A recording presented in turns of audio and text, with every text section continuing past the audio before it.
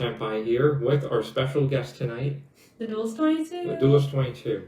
And we have a interesting topic discussion to talk about. Our top 5 rogue decks for February 2021. Not the meta decks, the rogue decks. And then after that, we'll just, chill, play some duels, some ranked duels, maybe open some packs, but we'll see. We gotta hold the gems. Packs. You're the pack opener. You have way more gems than I do. I guess so. But packs are good. So we'll get kicking off with number 5 rogue deck. What do you have? Number 5, we have Lunalight. And as you all know, Lunalight is very powerful. It has the strong fusion, which when you fuse 3 Lunalight monsters with Polymerization or the Lunalight fusion spell card, you can make I forgot what it's called. what was her Saber name? Dancer. Saber Dancer. Yeah. And she can be targeted. Which is really good. And she has very high attack. Because she gains attack due to the monsters Every Lunalight in the field and grave. In the grave. So why did we pick this as number 5? She can't be targeted. Targeted from what? So Karma Cut, Regeki Break, any of those really big traps in the game right now, she's safe from. The Noble Knight Exceeds? Yes. So there's just that big reason, and she's a big strong monster, so she can beat over Blue Eyes if you don't have Twin Burst. Yeah. There's definitely Lunalight would have a good matchup, and you don't see it coming either because not a lot of people are playing it today. So I think that would be a good rogue deck for. I think it's really good also going second because Lunalight Fusion. If your opponent has an extra deck monster out when you activate it, you could fuse using one monster from your deck or extra deck. So even if you open up with 2 Lunalight monsters in the fusion, you could potentially fuse for 3 if they have an extra deck monster. So that's really good. Let's go on to number 4. We have Satellar Knight. This is one of my favorite decks. I've been playing them a lot lately. I think it's a really good rogue deck right now.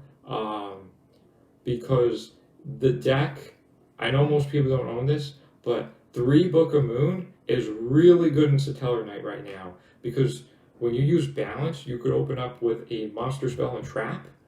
And if you're going second, and that spell's Book of Moon, you could flip down like Photon Strike Bouncers, that can negate your Deneb or Altair.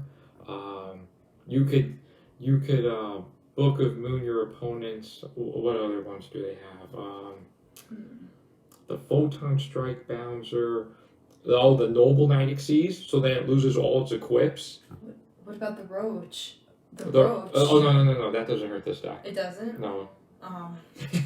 That's just a problem. That's for level 5 and higher monsters. Oh. Because I knew it was light, so I thought.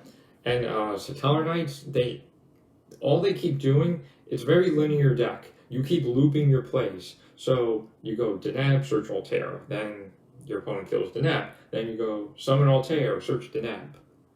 Search another Altair, make rank 4. And then it keeps going on and on and on. And then you can summon a Sirius to recycle back all your Denebs. But I think it's a great rogue option. You could play powerful trap cards like Fiendish Chain, Canadia. They have the Alpha Trap to negate anything and draw a card. I think it's a good option. I think it's number 4. It deserves number 4. What do we got for number 3? Number 3 is Buster Blade. Oh, I like this one. No, I don't like. I like this one. Go for it. You're against Oh man, I haven't been clicking the cards. There we go. Buster Blader. All right, so 5 was recap. 5 was Lunalight. 4 was Satellar Knights. Satellars. Now we're on Buster Blader. Yes. So Buster Blader is obviously really good against a lot of the meta decks, especially Blue Eyes, because The fusion. The fusion, because it could use one of your dragons on the field and fuse with it, and then you lose your monster. And he becomes so strong, like over 6,000. Yeah. And it's unstoppable when he gets going. And if he summons a whelp, then he can attack you directly. So that's pretty crazy in itself. But And the deck's good against Noble Knights. Oh yes, that's because true. of DNA surgery. So, Noble Knights, in order for their equip spells to work, they have to be equipped to a warrior monster. But DNA surgery, you could turn them into dragons, and now all their spells are dead. It's a blowout. Their only way I could think of is when they summon Dristan, equip Guinevere, and then pop the DNA surgery. But probably have a second one. The only way really to beat Buster Blader, I think, is just with a Karma Cut or a Regeki Break or a Trap. That's the only way to beat them. Yeah. They're very tough. By battle is very not likely when they get the fusion out. No. But it definitely deserves its spot. That's for sure. No, definitely, without a doubt. Number 2, we have Photon. We originally had Photon as 1, but we put Photon to 2 because going first, it's broken. You could end with the Star Legion Galaxion, with the Galaxy Eyes, and the spell to banish a card. It's really good. But going second, I feel like it loses to decks that could set multiple traps on their first turn. So when they summon Star Legion Galaxion, it could lose to a Karma Cut, or a Raigeki Break, or blah blah blah. You know what I mean? And then there's no way for them to get Galaxy Eyes out. So now they've lost 2 cards, making the Star Legion Galaxion, and they'll probably get OTK next turn. I mean, they have the skill to search Galaxy Cyclone, but if your opponent has 2 traps, then it's gonna your Galaxion is most likely not gonna resolve. So that's why we didn't put it at 1, we put it at 2. But what do we have for 1? Oh wait, we didn't get to see our Galaxy Eyes. Oh god, what am I doing? There he is.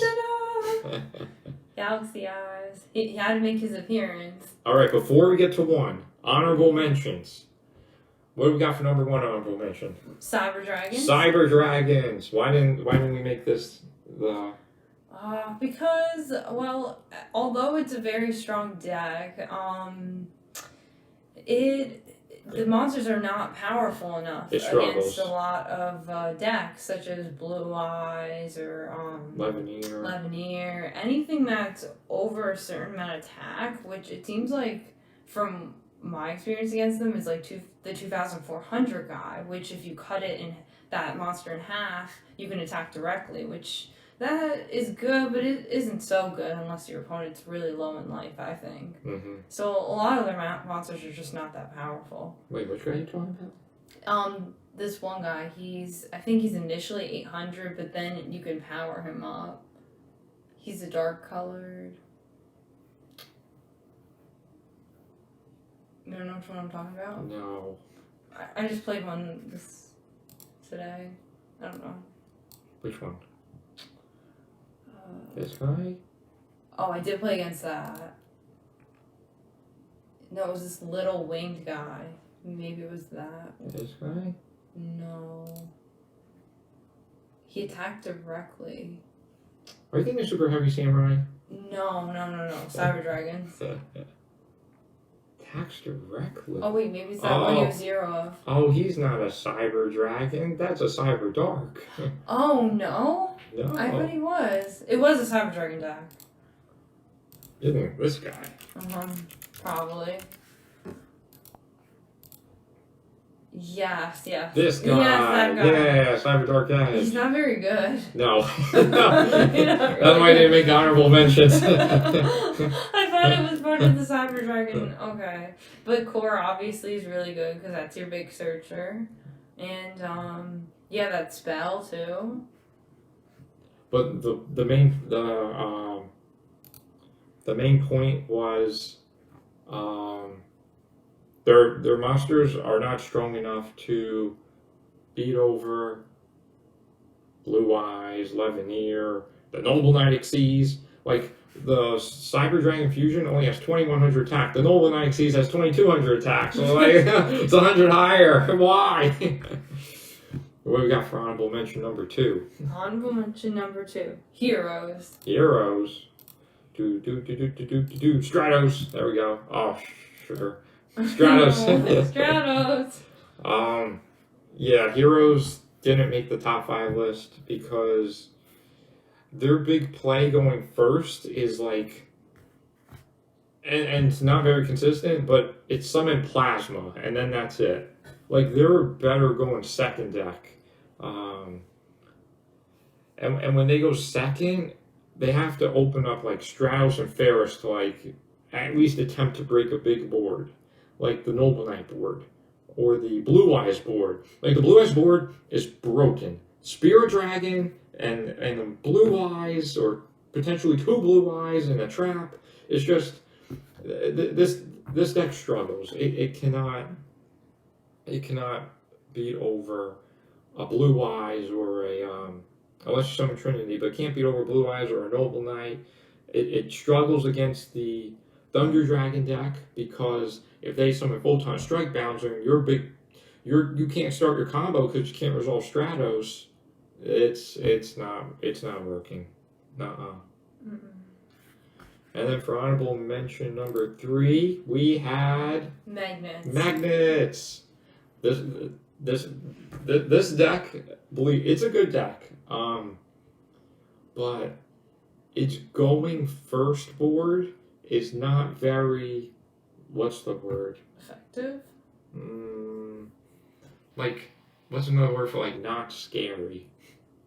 Intimidating. It's not intimidating. It's like, here's one little magnet, here's potentially one trap, and then that's it. Like, if they don't open up Magnet and Field Spell, their grind game is not going to be good at all. And the 3000 Electromagnet Warrior guy, he's really good, but his effect to target and pop is not good against Blue Eyes because of their eyes. It's not good against Thunder Dragon because of the Blackwing synchro that they can make. It's not good against Noble Knights because Destiny protects. And if you do it twice, the Noble Knight Xyz floats. So, in my opinion, it's not one of... It's an honorable mention to make the top 5 rogue list, in my opinion. And then for the number 1 rogue deck that we have is Goki. We put Goki as the number 1 rogue deck. No biased opinions at all. We don't even own Goki cards. This is the only Goki card that I could pull up right now because it's the only Goki card I own. And you don't own any Goki cards. We put this as number 1 because it can main deck triple Necro Valley. I think they play 2, but it could play Necro Valley, Karma Cut, Raigeki Break, all the powerful traps. Their monsters could beef themselves up to over 3,000. It's, in my opinion, this is the number 1 rogue deck of February 2021. Necro Valley shuts down Noble Knights. It shuts down Thunder Dragons. It kind of stops Onomatopoeia. It stops the coat from like bringing one back from the grave or something. And then all the traps. Karma Cut, banish the eggs. Karma Cut, banish the whatever you want to banish. The Abyss Dweller on their turn, on their end phase, so that your Gokis could, when they're sent to the grave, you could add a card. But yeah, this Goki's definitely our number 1 pick. Wouldn't you agree? Yes, I do agree for the fact that they could play the Necro Valley and they could stop all those decks. Including Blue Eyes too, because the match you can't have back Blue Eyes, and that could be trouble. And all the traps. Yes, and the way they could power themselves up definitely deserves a spot. I think they're playing 3 Book of Moon, but I'm not sure. But you definitely don't see as many as you think you would. So but it's definitely still a deck to watch out for. It's so powerful. Now, out of all these decks that we talked about, which one do you think is going to be most played in the Kaiba Cup? Stage 2. Stage 2, we'll probably see definitely a lot of Photon, because it's a fan favorite with Kite. And be playing his skill probably, because they'll want 2 Photons, since if they haven't bought, they could have though. And we might be seeing a lot of Satellar Knights, I believe. Because as of late, in the first stage, I've been seeing that quite a bit, and in the higher stages. So I feel like we'll be seeing that.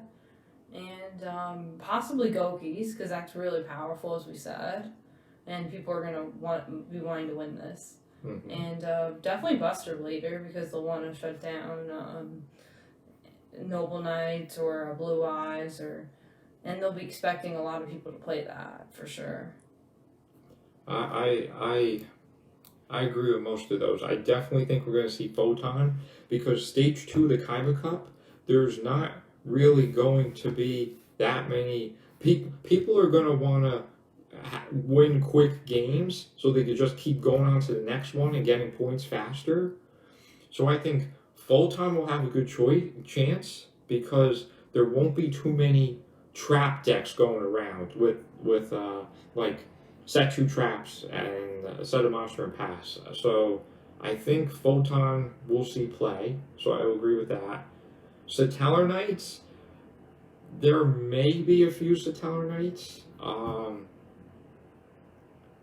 I just think if you open up with Denab and 2 traps and a really good spell like Book of Moon, you have a chance of winning that game. If you go first, you have to win the die roll. If not, you do have a chance going second, because Deltros is a very good card and Book of Moon is a very good card. I keep stressing Book of Moon because Book of Moon stops floodgate monsters. It stops Photon Strike Bouncer.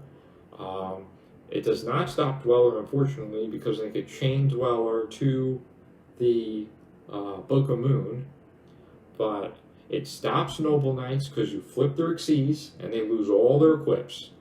So I definitely agree with Satellar Knights.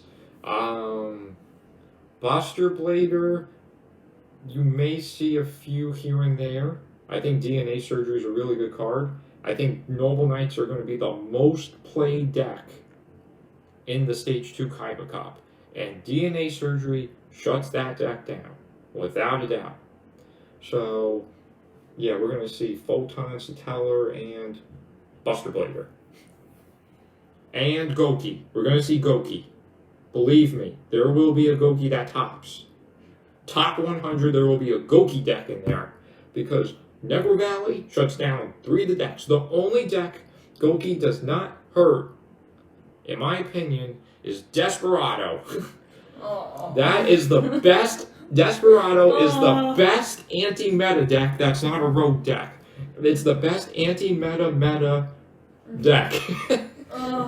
Just get out of here. It's definitely meta. Like, that I can't with that deck. It's so good. I can't.